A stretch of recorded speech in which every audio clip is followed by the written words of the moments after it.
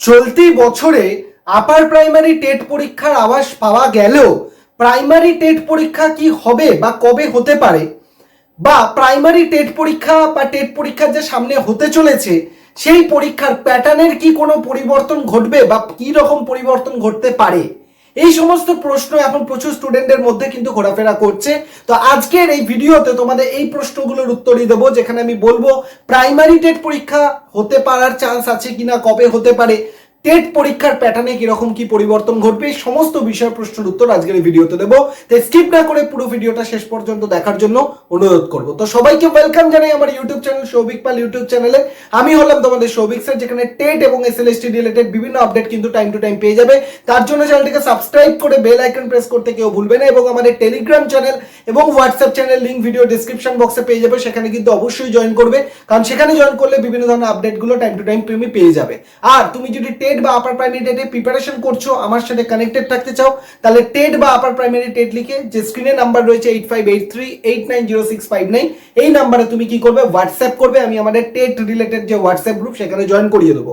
আর তুমি যদি SLST preparation করছো, যদি কেউ থাকে রাখো এখানে এসএলএসটি তে তোমার সাবজেক্ট জিওগ্রাফি, তাহলে তুমি এই নাম্বারে সেম নাম্বারে এসএলএসটি জিওগ্রাফি লিখে হোয়াটসঅ্যাপ করবে।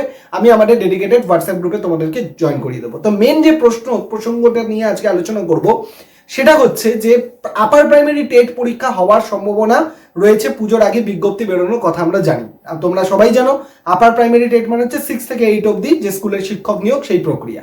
তাহলে প্রাইমারি টেট মানে ক্লাস 1 থেকে 5 অবধি যে স্কুলের শিক্ষক, সেই শিক্ষক নিয়োগের প্রক্রিয়া কি হবে না বা কি হতে পারে, তা এই নিয়ে একটা টেনশন এখন রয়েছে। তো তোমাদের পরিষ্কারভাবে জানিয়ে রাখি যে চলতি বছরে আপার প্রাইমারি টেটের সাথে সাথে প্রাইমারি টেট পরীক্ষাও কিন্তু হবে। কেন বলছি, তার যথাযথ কারণ রয়েছে।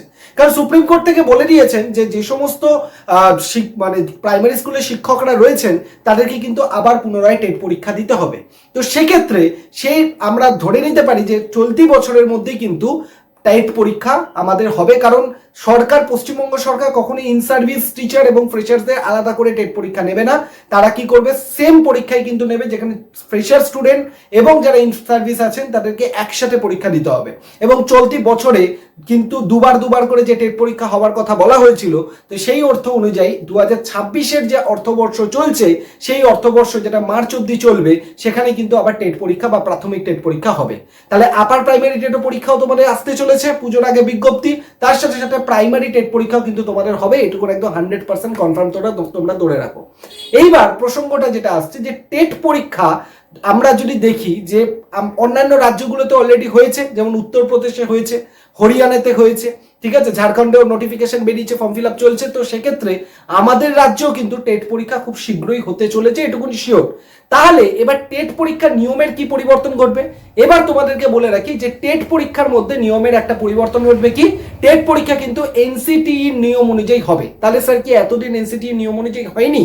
প্রাইমারি টেট পরীক্ষা কিন্তু এনসিটিই নিয়ম অনুযায়ী হলেও আপার প্রাইমারি টেট পরীক্ষা যেটা 2016-তে হয়েছিল, সেই কোশ্চেন পেপার যদি খুলে তোমরা দেখো, সেখানে কিন্তু কোশ্চেনের যে লেভেল বা কোশ্চেনের প্যাটার্ন ছিল, সেটা কিন্তু আমাদের এনসিটি রুল অনুযায়ী মেনে কিন্তু কোশ্চেন করা হয়নি। কিন্তু এবার যে পরীক্ষার কোশ্চেন হবে সেটা এনসিটি রুল অনুযায়ী কিন্তু পরীক্ষার কোশ্চেন হবে। তাহলে তোমাদের কি করা উচিত, তাহলে তোমাদের সিটেটের যে সিলেবাস রয়েছে, সেই সিটেটের সিলেবাসকে ফলো করে কিন্তু প্রাইমারি আপার প্রাইমারি টেটের জন্য পড়াশোনা করা উচিত। তোমরা বলবে স্যার ওটা তো সেন্ট্রাল টেট, হ্যাঁ অবশ্যই সেন্ট্রাল টেট হলেও তার যে সিলেবাসটা, কারিকুলামটা, সেটা তোমাকে ফলো করতে হবে। তবে এক্সট্রা যেটা করতে হবে, সোশ্যাল সায়েন্সের ক্ষেত্রে ধরো ইতিহাস বা ভূগোল, এই যে কোশ্চেনগুলো, সেগুলো কিন্তু পশ্চিমবঙ্গ ঘেঁষা কোশ্চেন বেশি আসবে, যেটা সিটেটের ক্ষেত্রে কম আসে, যেটা আমাদের রাজ্যের টেটের ক্ষেত্রে কিন্তু সেই ব্যাপারটা হতে পারে। ঠিক আছে, তাই সেই জন্য তোমাদেরকে সিটেটের যে সিলেবাস রয়েছে সেটাকে তোমাকে ফলো করতে হবে।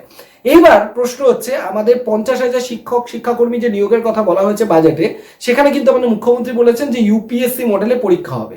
তাহলে কি সেই মডেলটা টেটের ক্ষেত্রেও অ্যাপ্লিকেবল হবে? একেবারেই হবে। টেটের ক্ষেত্রে কিন্তু আগে কি হতো, একটাই টেট পরীক্ষা হতো, তারপর ইন্টারভিউ দিয়ে চাকরি হয়ে যেত, তাই তো?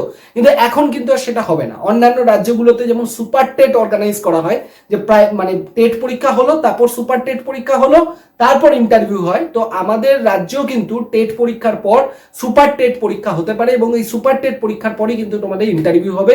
মানে আর একটা পরীক্ষার উপর ভিত্তি করে কিন্তু তোমাদের আর যে সিলেকশন সেটা কিন্তু আর হবে না। তাই এটা কিন্তু তোমাদেরকে মাথায় রাখতে হবে। এটা কেন করা হচ্ছে, যেটা মেরিটের ভিত্তিতে নিয়োগ করা হয় এবং ইন্টারভিউতে যে করাপশন হতো সেই করাপশনটাকে যাতে কমিয়ে দেওয়া যায় তার জন্য কিন্তু নিয়মটাকে চালু করা হচ্ছে। তো এই হচ্ছে মোটামুটি নিয়মের পরিবর্তন, যদি বলো এই ধরনের নিয়মের পরিবর্তন ঘটবে।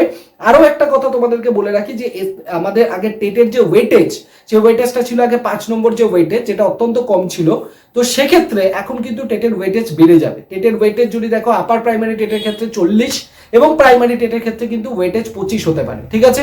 তো আপার প্রাইমারি টেটে 40 ওয়েটেজ যদি হয় এবং প্রাইমারি টেটের ক্ষেত্রে 25 যদি ওয়েটেজ হয়, তাহলে তুমি এবার ভেবে দেখো, যদি তুমি 90 টেটে নাম্বার পাও, 90-92 নাম্বার পাও, তাহলে কিন্তু তোমার নাম্বারটা অনেকটা কম হয়ে যাচ্ছে। তো এখন তোমাকে 110, 120 এরকম নাম্বার কিন্তু রাখতে হবে টেটের জন্য, তবেই কিন্তু তুমি একটা ভালো জায়গায়, তোমার মেরিট লিস্টে একটা ভালো জায়গায় র্যাঙ্ক তুমি করতে পারবে।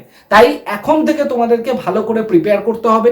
সবার আগে তোমাদেরকে বলবো, যারা টেট বা আপার প্রাইমারি টেট, তাদেরকে আগে সিলেবাসটা নিয়ে বসো, সিলেবাস নিয়ে সিটেটের সিলেবাসটাই ফলো করো এবং সেখানে ইম্পর্টেন্ট টপিকগুলোকে আগে মার্ক করে নাও এবং ইম্পর্টেন্ট টপিকগুলোকে মার্ক করার পর প্রত্যেকটা টপিকের ইন্ডিভিজুয়ালি বই নাও এবং বই নিয়ে নিয়ে তুমি সেই টপিকগুলো থেকে, সেই বইগুলো থেকে পড়তে থাকো এবং প্রিভিয়াস ইয়ারের কোশ্চেন পেপার সলভ করতে থাকো। আমি কি করেছি, আমি আপার প্রাইমারি টেটের সিলেবাস অনুযায়ী কোনগুলো বুক লিস্ট ইম্পর্টেন্ট সেগুলো ভিডিও করে দিয়েছি।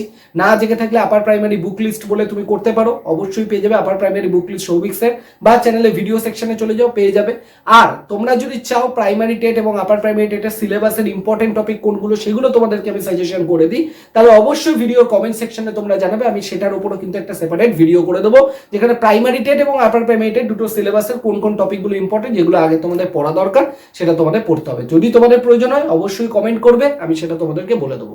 তো আশা করি এই ভিডিওটার মধ্যে দিয়ে তোমাদের কাছে এটুকুন ক্লিয়ার হয়ে গেল যে প্রাইমারি টেট পরীক্ষা হতে চলেছে, এনসিটি নিয়ম অনুযায়ী হবে, এই আর্থিক বর্ষেই হবে এবং টেটের পর কিন্তু একটা সুপার টেট পরীক্ষা হতে চলেছে এবং টেটের ওয়েটেজ কিন্তু বাড়তে চলেছে। তো এই সব কিছু নিয়ে এখন থেকে পড়াশোনা শুরু করে দাও, এখন থেকে লেগে পড়ো, কারণ সময় কিন্তু আর বেশি নেই। আপার প্রাইমারি টেট আগে হলে তারপরে কিন্তু প্রাইমারি টেট পরীক্ষা হবে। তো সুতরাং মার্চের মধ্যেই তোমাদেরকে সমস্ত পরীক্ষা হয়ে যাবে, এটুকুন আশা করা যায়, কারণ এইটা অর্থবর্ষের মধ্যেই পরীক্ষাগুলো হবে। এবং অল দ্য বেস্ট তোমাদের সবাইকে, সবাই ভালো করে পড়াশোনা শুরু করে দাও। কোনো মতামত থাকলে, কোনো কিছু জানার থাকলে কমেন্ট সেকশনে কমেন্ট করবে, চ্যানেলটাকে সাবস্ক্রাইব করে বেল আইকন প্রেস করে রাখবে, আর ভিডিওটা ভালো লাগলে একটা লাইক করে দেবে এবং শেয়ার করে দেবে সমস্ত বন্ধু বান্ধবদের সাথে, যারা কিনা এই বিষয়গুলো নিয়ে কনফিউশন রয়েছে, তাদের ছোট্টভাবে বিষয়টা বুঝে যেতে পারে। তো সবাই ভালো থেকো, সুস্থ থেকো। থ্যাংক ইউ সবাইকে চ্যানেলের সাথে কানেক্টেড থাকার জন্য। Thank you.